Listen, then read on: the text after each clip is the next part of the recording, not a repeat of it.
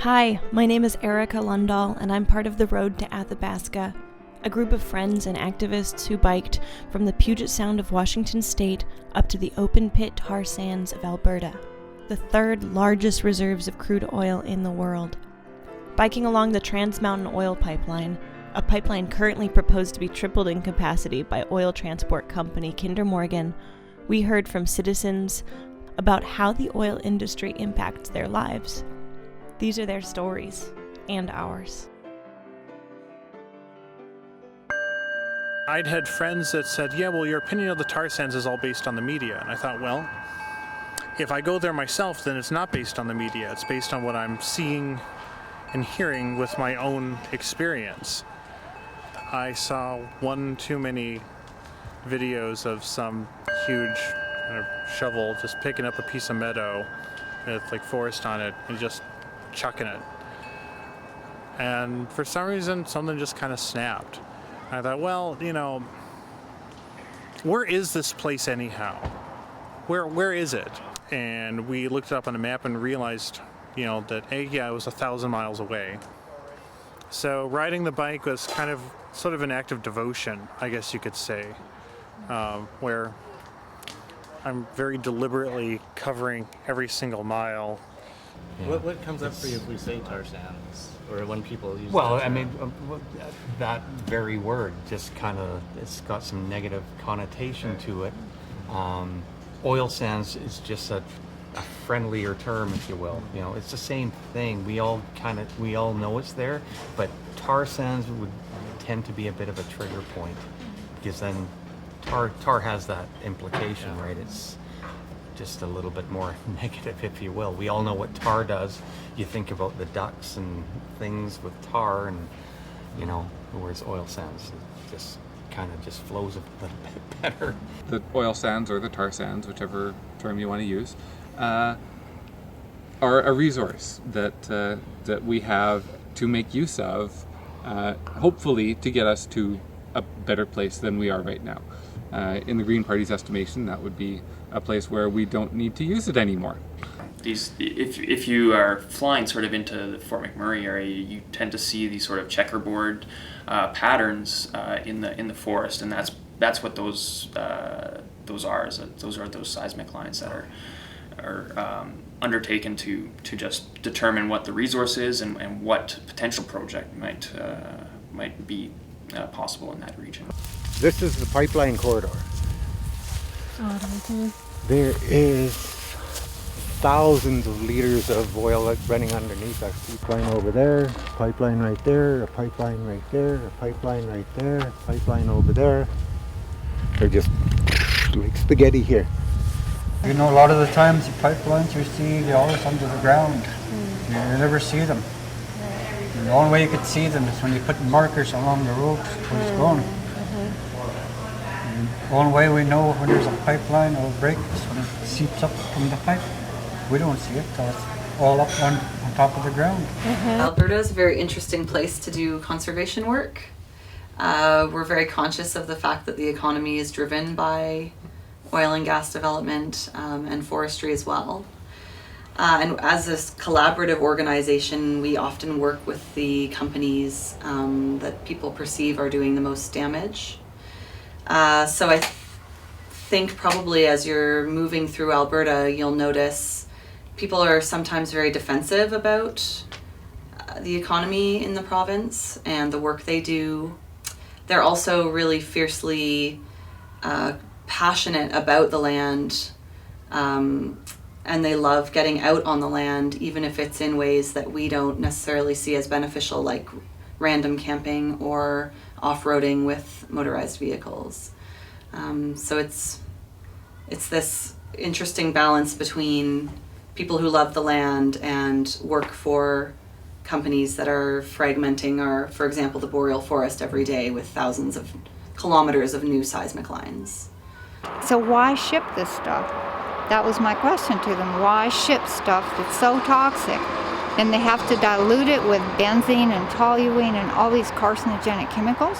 Benzene is one of the most toxic chemicals in the world. Everybody knows it causes cancer, everything. And so why ship this stuff through the pipeline? Why not refine the oil on the spot and ship oil through the pipeline? If you must ship something, ship oil, not dilbit. The stuff is toxic, it sinks. If it gets in our river, that's the end. Now, we live on the river. The salmon spawning grounds are right above us on the river. The pipeline's 10 kilometers farther up. If they have a break in the pipeline, there goes the river. There go the salmon. 60% of British Columbians live in the Fraser River watershed. It doesn't make sense to risk that much. Sacred Trust Initiative is an initiative set by Tsleil-Waututh Nation to stop the expansion of the Kinder Morgan pipeline project. They didn't consult with us. So when we look at the impacts of what has happened, we created our own assessment based on our laws of our culture and our spirituality, which are the laws of our lands and our waters. And the laws blatantly explain how we are stewards of our lands. But when we did an assessment, it wasn't just us. We said, don't take our word for it, let's get some experts. So we got some world-renowned expert scientists from around the world that did an assessment of the Kinder Morgan expansion. And we hired multiple law firms to also work on assessment. We have input from about 50 people that did input into the assessment. It just turned out to be a 1,200-page document saying the things that we already know. 1 million people would get sick within hours in Vancouver. Not if a spill happens, when a spill happens. And that's what the assessment too said. It's highly likely a spill would happen. And then also 500,000 birds would get sick within hours. The oil would spread everywhere really quick. They come out and say, this is for jobs. This is for our economy. We turn it around and say, we don't reply to them anymore. We say, you know what it is? We show them our environmental assessment and we say, this is for that 1%.